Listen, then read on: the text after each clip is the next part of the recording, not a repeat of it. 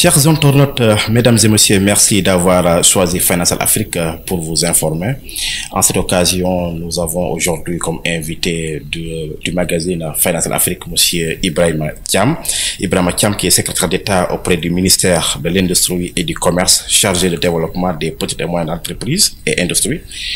Monsieur Thiam, bonjour et merci d'avoir accordé cet entretien.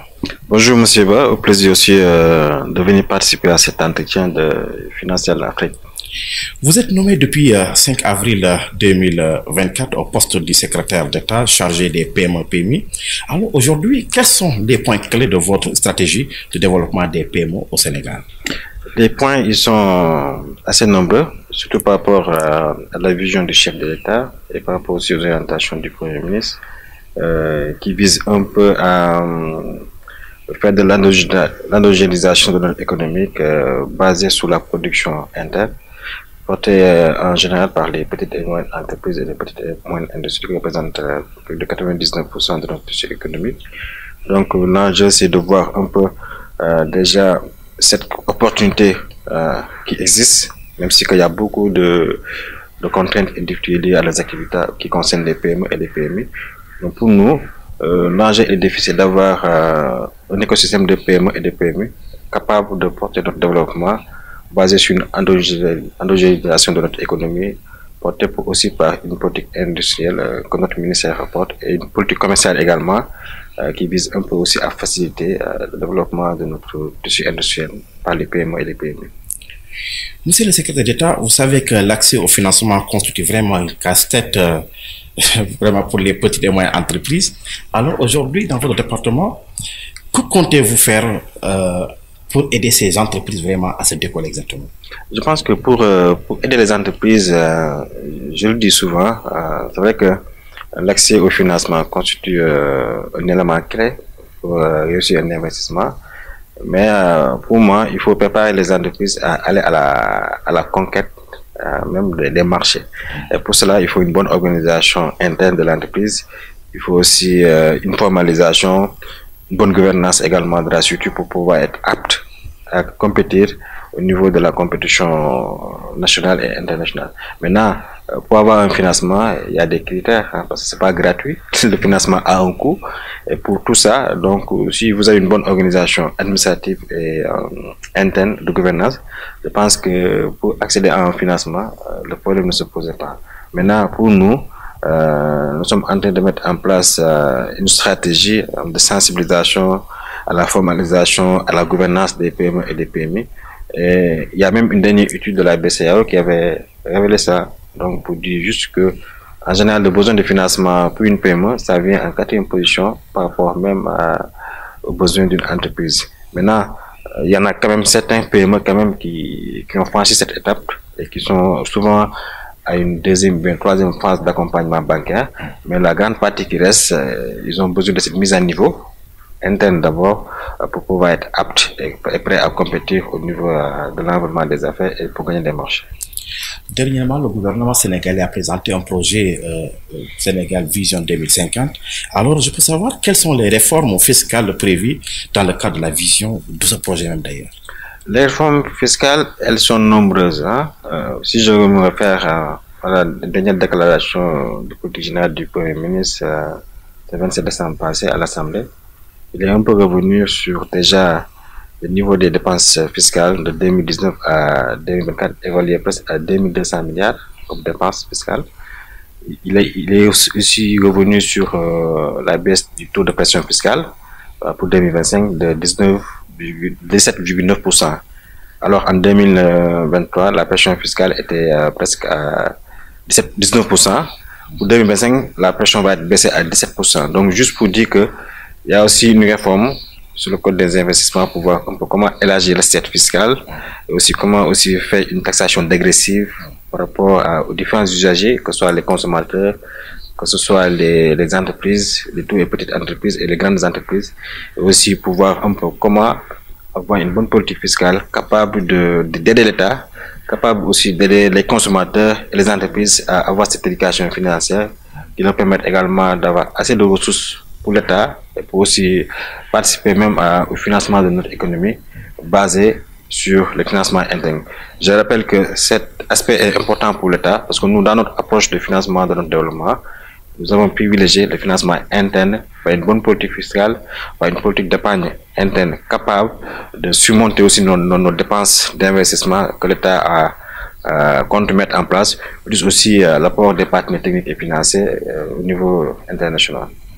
Vous savez que beaucoup d'entreprises et industries se plaignent vraiment de problèmes d'accès à la commande publique pour les PME. Alors aujourd'hui, quitte vraiment à cet accès, quel est vraiment le rôle ou qu'est-ce que vraiment vous comptez faire vraiment pour pouvoir aider ces entreprises à avoir accès aux commandes?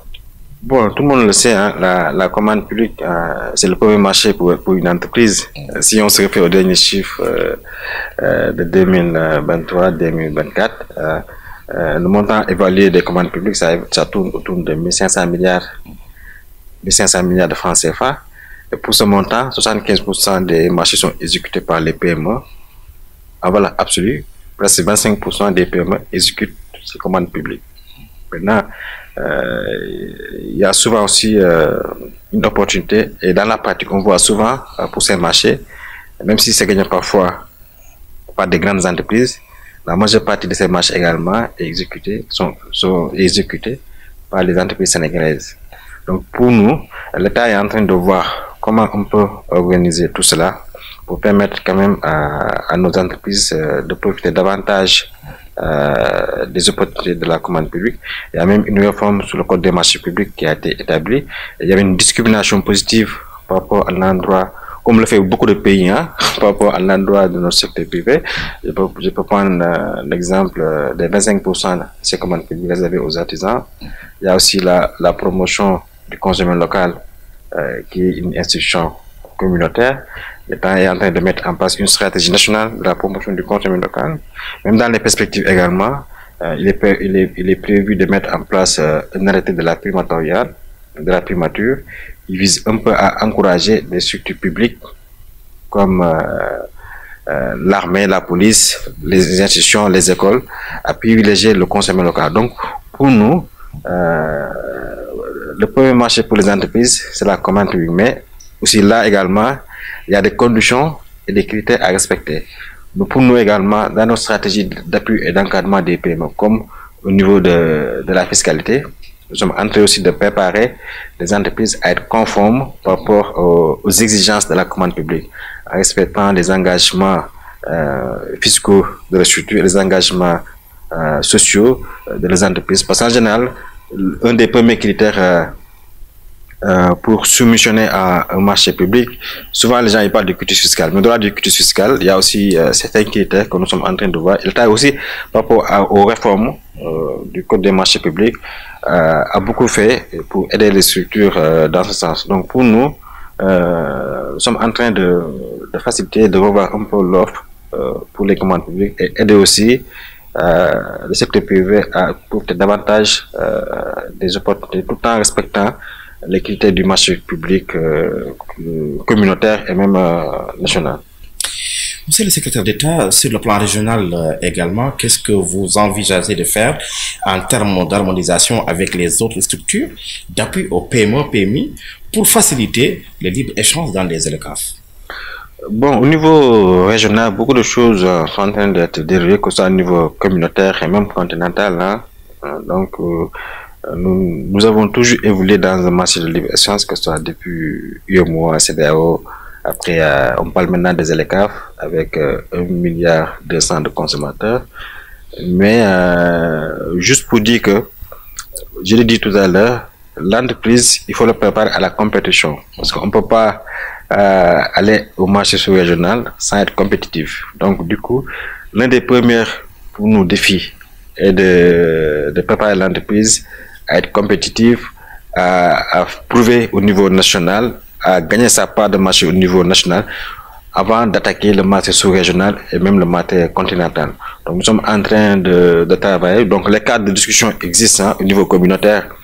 Il y a souvent des discussions entre États, entre structures d'appui d'encadrement des PME. Récemment, je reviens de Bissau à la 10e édition du salon des banques et des PME. Donc beaucoup de choses sont en train d'être faites, beaucoup d'initiatives. Récemment aussi, au mois de février, l'ADPME prépare un forum national en invitant également des pays invités de notre contrat ensemble. Donc, la discussion continue. Maintenant, les opportunités du marché existent par rapport à l'UEMOA, par rapport aussi à la CEDEAO, par rapport aussi à la ZLECAf. Maintenant, le défi, c'est de préparer l'entreprise à être compétitive et à attaquer, tout le temps aussi l'accompagnement toujours, parce que nous sommes en train de le faire. Hein. Je rappelle aussi, il y a des entreprises qui existent et qui font des chiffres d'affaires au niveau sous-régional et même au niveau continental. Mais le volume est faible par rapport au potentiel qui existe au niveau de chaque pays, surtout par rapport aussi à la promotion du consommé local, j'ai dit tout à l'heure. Donc c'est une institution communautaire de l'UEMOA depuis 2019. Donc chaque mois d'octobre, les pays appartenant à l'espace UEMOA font du mois d'octobre comme le mois du consommé local. L'objectif qui est visé là-bas, c'est juste de pousser les États sous-régional à réduire un peu la dépendance vis-à-vis de l'importation et vis-à-vis de l'extérieur. Donc le défi pour nous et pour les pays de l'espace communautaire, c'est de redynamiser notre architecture économique de l'Afrique de manière générale, tout en basant sur une production interne, tout en redéfinissant notre politique industrielle capable de satisfaire notre marché local, notre marché sous-régional et notre marché continental. Alors, vous savez que le Sénégal est désormais producteur de pétrole et de gaz, bonne nouvelle. Alors, quelle est la place de la PME dans la stratégie de développement des chaînes de valeur? Par rapport à ces chaînes de valeur pétrole et gaz également, c'est une nouveauté pour l'État du Sénégal. Nous sommes en train aussi, par rapport à la préparation, par rapport au renforcement de capacités et du différents modules et du différents métiers quand même liés à ces métiers de transformation du pétrole et du gaz.